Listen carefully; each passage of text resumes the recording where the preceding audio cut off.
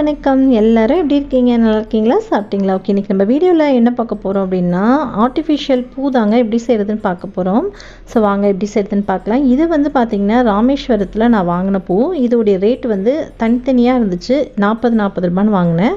ரெண்டும் சேர்த்து வாங்கும்போது 80 ரூபான்னு சொல்லிட்டு நான் வாங்கினேன். இது கையில் தொடும்போது அவ்வளோ சாஃப்டாக இருக்கும்.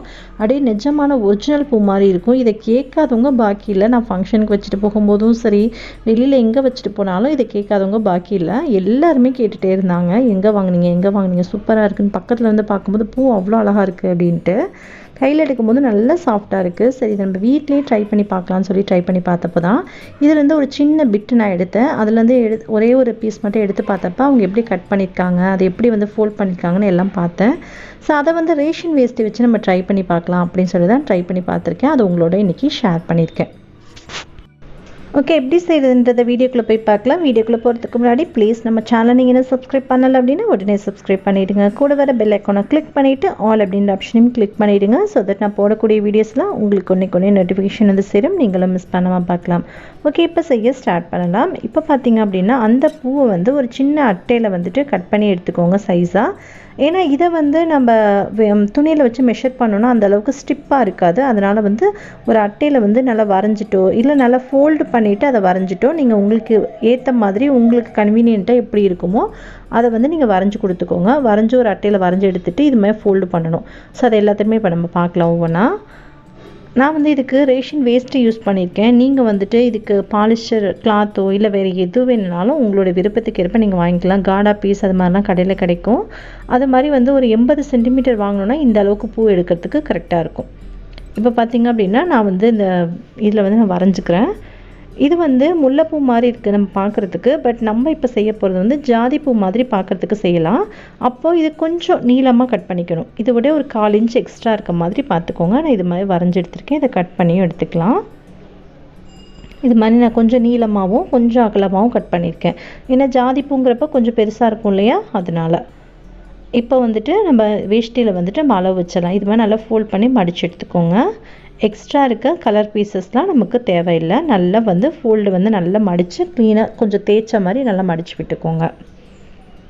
ஓகே, இப்போ வந்து ஒரு ஸ்கேல் வச்சுக்கலாம். ஸ்கேல்லேருந்து பார்த்திங்கன்னா இது வச்சு பார்க்கும்போது இங்கே பாருங்கள், நான் இது வச்சு காமிக்கிறேன். இது வச்சு பார்த்தோம் அப்படின்னா நமக்கு வந்துட்டு கரெக்டாக இருக்க மாதிரி இருக்குது. கூட ஒரு 1/4 இன்ச் நம்ம எக்ஸ்ட்ராவே வைக்கணுன்னாலும் ஒரு ஸ்கேலுக்கு ஃபுல்லாகவே நம்ம கோடு போட்டோன்னா கரெக்டாக இருக்கும். பாருங்கள், தெரியுதுல்ல? இது வந்துட்டு இப்போ நம்ம ஒரு ஸ்கேலுக்கு எல்லா பக்கமும் ஒரு ஸ்கேலுக்கு அளவாக வச்சு நம்ம ஃபுல்லாக லைன் போட்டுக்கலாம். இது நான் ஃபுல்லாகவே லைன் வரைஞ்சிட்டு நான் உங்களுக்கு காமிக்கிறேன். இதே மாதிரியே ஃபுல்லாகவே ஒவ்வொரு பக்கமும் லைன் வரைஞ்சிட்டு நான் உங்களுக்கு காமிக்கிறேன். பாருங்கள், இது மாதிரி இப்போது ஃபுல்லாகவே நான் லைன் வரைஞ்சிட்டேன். இந்த லைனுக்கு மேலேயே நல்லா கட் பண்ணிக்கலாம். இது நீங்கள் செய்யும்போது நல்ல ஷார்ப்பான சிசராக இருந்துச்சு அப்படின்னா வேலை கொஞ்சம் சீக்கிரமாக முடியும். பட் என்கிட்ட ஷார்ப்பான சிசரும் இல்லை. அதே மாதிரி தனியாக நான் ஒரு ஆள் மட்டும் செய்கிறேன்றனால ரொம்ப டைம் எடுத்துச்சு. ரொம்ப ரிஸ்க் எடுத்து கஷ்டப்பட்டு செஞ்ச வீடியோவாக போச்சு.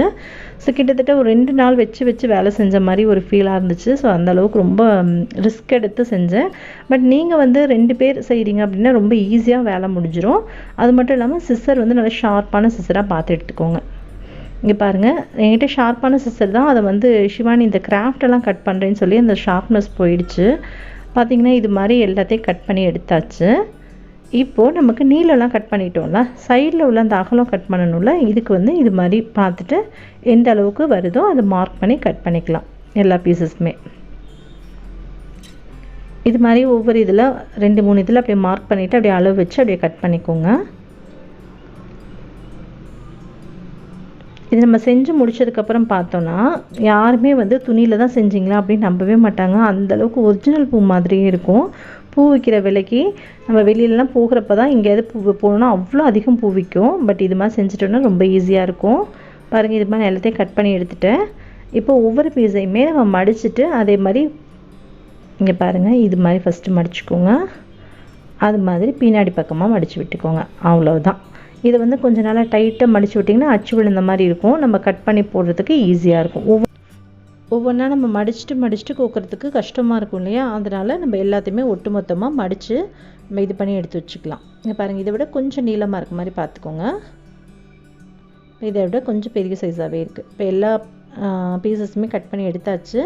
இப்போ நான் இதை மடித்து எல்லாத்தையுமே உங்களுக்கு மடிச்சுட்டு காமிக்கிறேன். இங்கே பாருங்கள், இது மாதிரி எல்லாத்தையுமே நான் மடிச்சுட்டு நான் அப்படியே ஓரமாக எடுத்து போட்டு வச்சுக்கிட்டேன்.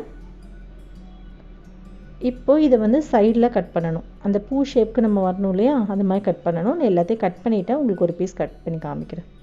முல்லைப்பூங்கிறப்போ நல்லா ஷார்ப்பாக இருக்கும். ஸோ அதனால் வந்து நல்லா ஷார்ப்பாக கட் பண்ணிக்கலாம்.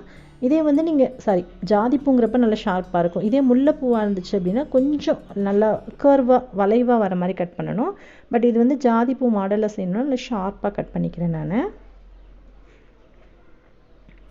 பாருங்கள், இது மாதிரி இந்த சைடு ஒரு சைடு. இது வந்து ரொம்ப ஈஸியாக இருக்கும். நம்ம முல்லைப்பூ மாதிரி செஞ்சோன்னா கொஞ்சம் கஷ்டமாக இருக்கும். எல்லாத்தையுமே கொஞ்சம் நல்லா வளைவு கொடுத்து கட் பண்ணுறப்போ கொஞ்சம் கஷ்டமாக இருக்கும். பட் இது வந்து ஈஸியாக இருக்கும்.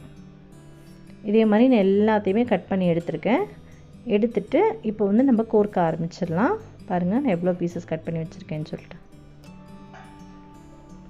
ஓகேவா? ஓகே, இப்போ இது எல்லாத்தையுமே வந்து ஊசி நூல் வச்சு கோர்க்க ஆரம்பிச்சுக்கலாம். நம்ம வந்து கடையில் வாங்கின பூவில் வந்து இடையில ஒரு பீட்ஸ் மாதிரி கொடுத்துருந்தாங்க. நான் உங்களுக்கு காமிச்சிருப்பேன். ஸோ பீட்ஸ் எல்லாம் வந்துட்டு அது மாதிரி பீட்ஸ் நமக்கு எங்கே கிடைக்கிறதுமா என்னன்னு தெரியல. நான் அதை வந்து வெளியே விசாரிச்சும் பார்க்கல. சரி, அதுக்கு பதிலாக சிவானியோட பழைய பாசி வந்து பிஞ்சு போச்சு, அந்த இது இருந்துச்சு. அதை வந்து ஒவ்வொன்றா உள்ளே வச்சு நான் கோர்த்துக்கப்புறேன். அதை நம்ம இப்போ கோர்க்கும் போது பார்க்கலாம். இப்போ எல்லாத்தையுமே ஹோஸ் பண்ணி வச்சுட்டேன். இப்போ பார்த்திங்க அப்படின்னா ஒரு தெர்மாக்கோல் எடுத்துகிட்டு நல்லா ஸ்டிப்பாக இருக்கணும் இல்லையா, ஊசி நூல் நம்ம ஜாயின் பண்ணிவிட்டு நம்ம கோர்க்கும் போது ஸ்டிப்பாக இருக்கணுன்றதுக்காக எந்த நூல் வேணாலும் நீங்கள் எடுத்துக்கலாம். பட் வந்து நான் வந்து டொயின் நூல்னு சொல்லுவாங்களா, அதுதான் எடுத்துருக்கேன். இது நல்ல ஸ்ட்ரிப்பாக நல்லா கை வச்சு பிச்சோன்னா கூட பிஞ்சு போகாது. அதுக்காக நல்ல ஸ்ட்ரிப்பாக இருக்கணுன்றதுக்காக நான் இந்த நூல் எடுத்திருக்கேன். நீங்கள் வேறு எந்த நூல் வேணாலும் எடுத்துக்கலாம். பட் இது எடுக்கும்போது கொஞ்சம் பெஸ்ட்டாக இருக்கும்.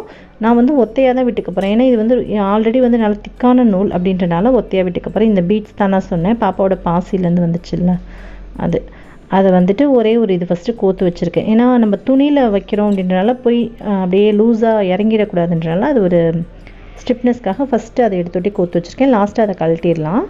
இப்போ பார்த்திங்கன்னா இப்போ வச்சு நம்ம கோர்க்கும்போது துணியை வச்சுட்டு இப்படி லைட்டாக மடித்து விட்டுக்கோங்க. இது மாதிரி லைட்டாக மடித்து கொடுத்துட்டிங்க அப்படின்னா சூப்பராக இருக்கும். லைட்டாக இது மாதிரி பாருங்கள், மடித்து கொடுக்கும்போது அப்படியே அந்த முல்லைப்பூ விரிஞ்சால் எப்படி இருக்குமோ அது மாதிரி நமக்கு தூக்கிட்டு லைட்டாக அது மாதிரி இருக்கும். இப்போ நம்ம கோர்க்கும்போது எல்லா துணிகளையுமே இதே மாதிரி நம்ம கோர்க்கும்போது அப்படியே முல்லைப்பூ விரிஞ்சு நிற்கிற மாதிரி இருக்கும். பார்க்க ரொம்ப அழகாக இருக்கும். இது எல்லாத்தையுமே கோர்த்துட்டு இடையில வந்து நான் அந்த பாசி வச்சு நான் கோர்க்க போகிறேன்.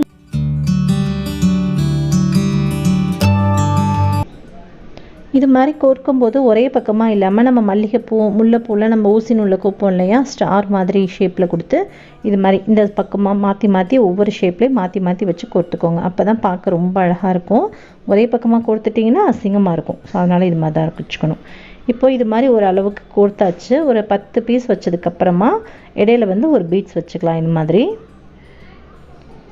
இதுலேருந்து ஒரு பீட்ஸ் எடுத்து நான் உள்ளுக்குள்ளே நடுவில் வச்சுக்க போகிறேன். இது நம்ம வச்சோம் அப்படின்னாலும் இடையில நம்ம கோர்த்து முடிச்சக்கப்புறம் சுத்தமாக தெரியாது. எதுக்காக இதை நம்ம வச்சுக்கிறோம் அப்படின்னு பார்த்தீங்கன்னா, நமக்கு வந்து துணியில் செய்கிறோன்றப்ப ரொம்ப ஒரு மாதிரி லூஸாக இருக்க மாதிரி இருக்கும். பட் இடையில இது கோக்கும்போது கொஞ்சம் ஹைட் தூக்கி கொடுக்குற மாதிரி இருக்கும். அது மட்டும் இல்லாமல் நல்ல ஸ்ட்ரிப்பாகவும் இருக்கும். அதுக்காக தான் பாருங்கள், இப்போவுமே கோர்த்தக்கப்புறம் எவ்வளோ அழகாக இருக்குது. நான் ஃபுல்லாக கோர்த்து முடிச்சு காமிக்கிறேன். நீங்களே நம்ப மாட்டீங்க எவ்வளோ சூப்பராக இருக்குது அப்படின்னு நினைப்பீங்க. பார்க்கலாம் வாங்க.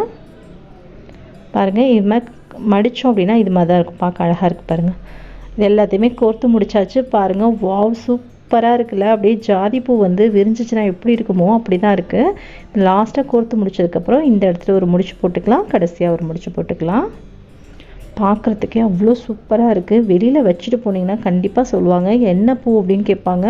ரொம்ப பக்கத்தில் வந்து பார்த்தா தான் வந்து அவங்களால நம்ப முடியும். ஓ, இது ஆர்டிஃபிஷியலா அப்படின்னு சொல்லிட்டு அந்தளவுக்கு சூப்பராக இருக்குங்க. கண்டிப்பாக ட்ரை பண்ணி பாருங்கள். ஒன்ஸ் நம்ம இது மாதிரி ரெடி பண்ணி வச்சிட்டோன்னா செய்யறதுக்கு கொஞ்சம் கஷ்டம் தான். பட் செஞ்சு வச்சிட்டோன்னா ஒவ்வொரு டைமும் கடையில் காசு கொடுத்து பூ வாங்க வேண்டிய அவசியம் இருக்காது. பூ வந்து வைக்கிறது வந்து சம்பிரதாயத்துக்காக நல்ல வாசனைக்காக வைக்கணும் தான், இல்லைன்னு சொல்லலை. பட் இப்போலாம் பார்த்தீங்கன்னா மல்லிகைப்பூ கிலோ வந்து 4000 ரூபான்னு விற்கிறாங்க. ஸோ நிறைய பேர்த்தால அது மாதிரி வாங்கி ரொம்ப ஜாஸ்தி நிறைய பூ வச்சுக்க முடியாது. பட் இது மாதிரிலாம் வந்து செஞ்சு வச்சிட்டோன்னா எங்கேயாவது ஃபங்க்ஷன் போனால் டக்குன்னு எடுத்து வச்சுட்டு போயிடலாம். அது மட்டும் இல்லாமல் அழுக்காச்சுன்னா கூட நல்லா வாஷ் பண்ணிக்கலாம். கையில் எடுத்து பார்க்கும்போதே அவ்வளோ சூப்பராக அவ்வளோ சாட்டிஸ்ஃபேக்ஷனாக இருந்தது. நல்லா வந்து சாஃப்டாக இருந்துச்சு. கண்டிப்பாக நீங்கள் ட்ரை பண்ணி பாருங்கள். ட்ரை பண்ணி பார்த்துட்டு உங்களுக்கு எந்த அளவுக்கு யூஸ்ஃபுல்லாக இருந்துச்சு அப்படின்றத கீழே கமெண்ட்டில் சொல்லுங்கள். மறக்காமல் உங்கள் ஃப்ரெண்ட்ஸ் அண்ட் ஃபேமிலியோடய ஷேர் பண்ணிக்கோங்க, அவங்களும் பார்த்து பயன்பெறட்டும். லாஸ்ட்டாக நம்ம கோத்துருந்தாலும் அந்த பீட்ஸ் அதை நான் கழட்டிட்டேன். இப்போ வந்து முடிச்சு இந்த இடத்துல போடும்போது கொஞ்சம் வந்து ப்ராடாக இருக்க மாதிரி பார்த்து போட்டுக்கோங்க. ரொம்ப சன்னமாக போட்டிங்கன்னா துணி வெளியில் வந்துடும். அவ்வளோதான், நம்மளோட சூப்பரான ஜாதிப்பூ வந்து ரெடி ஆயாச்சு. உண்மையிலே பார்க்குறதுக்கு எப்படி இருக்குன்னு, உங்களுக்கு எப்படி இருந்துச்சுன்றதையும் கீழே கமெண்ட் பண்ண மறந்துடாதீங்க.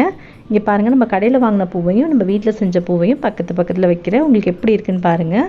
இது வந்து முல்லைப்பூ மாதிரி இருக்குது, நல்லா பிரைட்டாக. பட் அது வந்து நம்ம வேஷ்டியில் செஞ்சோன்றனால கொஞ்சம் கலர் டல்லாக இருக்கனால ஜாதிப்பூ மாதிரி இருக்குது பார்க்குறதுக்கு. ஜாதிப்பூ அப்படி தானே இருக்கும், அதனால் எனக்கு வந்து ரொம்ப பிடிச்சிருக்கு. உங்களுக்கும் பிடிச்சிருக்கு அப்படின்னா கீழே கமெண்ட் பண்ணுங்கள். ஓகே, உங்களுக்கு இந்த வீடியோ பிடிச்சிருக்குன்னு நினைக்கிறேன். வீடியோ பிடிச்சா வீடியோக்கு லைக் கொடுங்க. மறக்காம உங்கள் ஃப்ரெண்ட்ஸ் அண்ட் ஃபேமிலியை ஷேர் பண்ணிக்கோங்க. மறக்காம நம்ம சேனலை சப்ஸ்கிரைப் பண்ணிக்கோங்க.